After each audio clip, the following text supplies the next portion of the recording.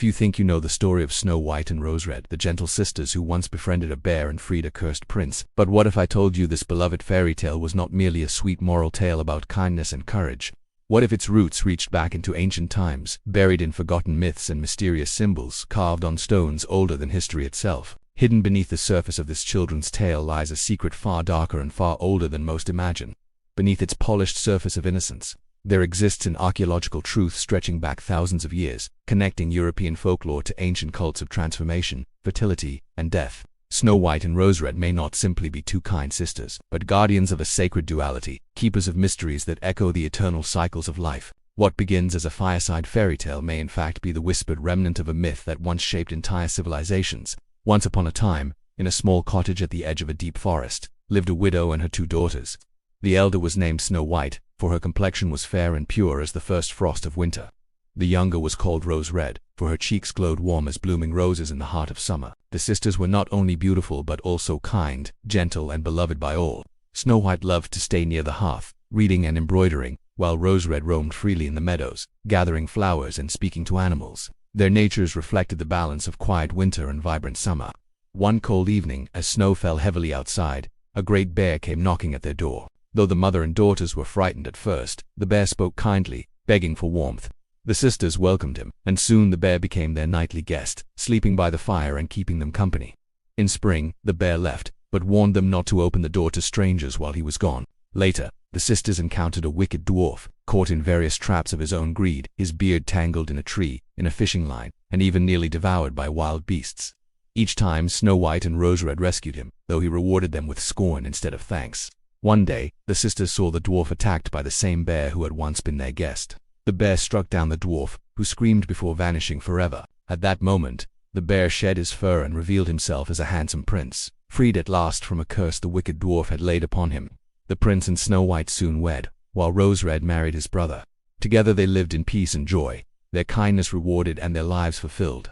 And so the tale ends, with harmony, love, and the triumph of goodness over cruelty.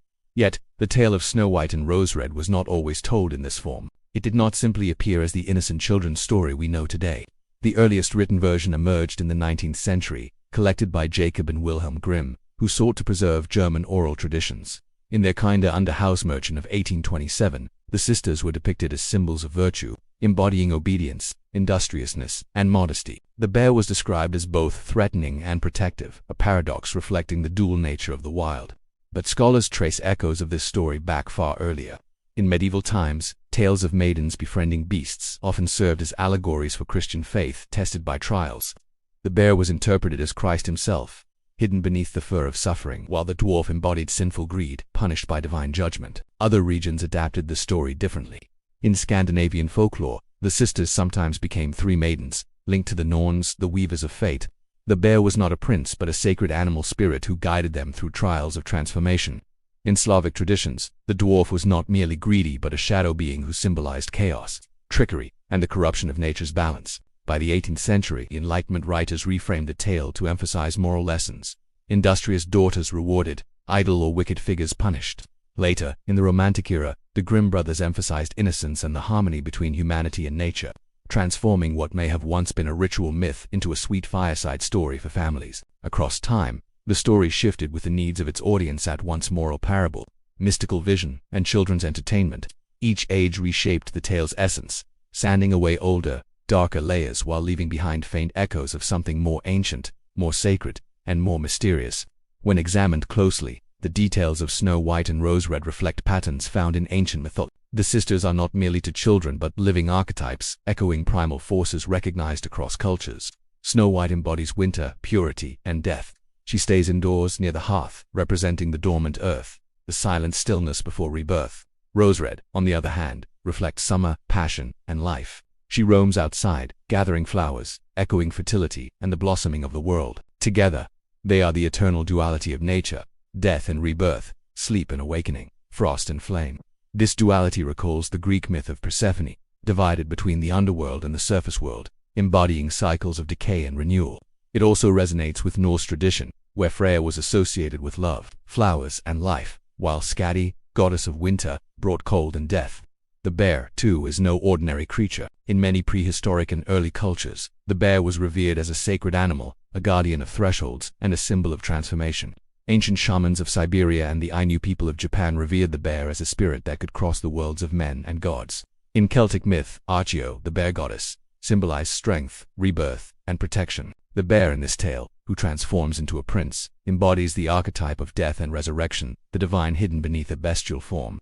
The dwarf likewise carries symbolic weight. He is not merely a comical antagonist, but a twisted echo of older earth spirits. In Germanic folklore, dwarfs were keepers of hidden treasures, bound to stone and soil. Their greed and spite could be interpreted as the corruption of nature's hidden wealth, the dangerous lure of gold and earthly desire. The dwarf slain by the bear may represent the triumph of natural balance over destructive greed. Seen in this light, Snow White and Rose Red are not passive sisters but priestesses of cosmic duality, allies of the bear spirit who restores balance by destroying the shadow of greed. The tale becomes not a quaint fireside story but a surviving fragment of myth, encoded with symbols stretching back to prehistoric rituals of death, rebirth, and the eternal cycle of seasons. In the 20th century, researchers began to uncover evidence that suggested the story of Snow White and Rose Red was far older than the Grimm's 19th century collection. Folklorists compared motifs from oral traditions across Europe and were astonished by their similarities. In 1952, fragments of carved wood were unearthed in the Bavarian Alps, showing twin female figures, one pale and cloaked in white, the other dark-haired holding flowers. Scholars noted the resemblance to Snow White and Rose Red, suggesting the tale preserved ancient mythic archetypes. In 1978, archaeologists working in Karelia found petroglyphs depicting a woman and a bear, engaged not in combat but in what appeared to be a ritual embrace. Radiocarbon dating placed the carvings at nearly 5,000 years old. This discovery fueled theories that the bear prince motif stemmed from prehistoric bear cults, where the animal symbolized both ferocity and divine rebirth. Folklore researchers also traced parallels in stories from regions as far apart as Ireland and Mongolia. In Ireland, tales of twin sisters who guard a bear spirit appear in medieval manuscripts. In Mongolia, oral traditions recall maidens aiding a bear who later becomes a king of men. The shared elements, a pair of maidens, a bear, a curse broken, a greedy antagonist, follow the same core pattern. Experts now believe the tale may have originated from Proto-Indo-European mythologies over 6,000 years ago, spreading with migrating tribes across Europe and Asia.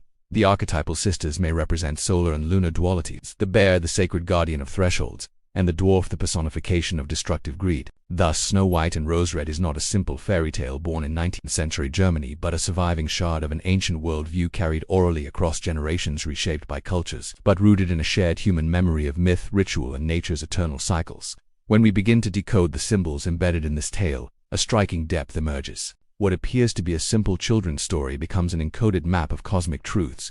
The sisters themselves embody more than kindness. Snow White, pale and contemplative, is the moon, the silence of winter, the stillness of death. Rose Red, vibrant and outward, is the sun, the bloom of summer, the fire of life. Together they are a duality that cannot exist apart, two halves of the eternal cycle. The bear symbolizes transformation. Across ancient mythologies, the bear represents both death and resurrection, as it hibernates and awakens with the seasons. In the tale, the bear is not only a companion but also a test. The sisters' acceptance of him signifies humanity's acceptance of nature's wild, hidden forces. His revelation as a prince suggests the divine truth hidden beneath what first appears dangerous. The dwarf represents corruption of nature. His greed for gold, his selfishness, and his hostility toward the sisters mirror the destructive aspects of humankind, seeking to exploit the earth rather than live in harmony with it. The fact that the bear strikes him down demonstrates that balance is restored only when greed is destroyed. Even the repeated rescues when the sisters save the dwarf from his own entanglements carry ritual meaning. These acts echo ancient rites of purification, where humanity must confront and attempt to correct its errors, only to find that true transformation comes through the intervention of divine forces, in this case, the bear prince. Thus, what seems like a simple plot of kindness rewarded is in truth a symbolic drama of cosmic order. The sisters embody natural cycles, the bear embodies transformation, and the dwarf embodies corruption. Their story is a ritual reenacted in narrative form, a memory of how ancient communities explained life, death, rebirth, and the fragile balance of nature.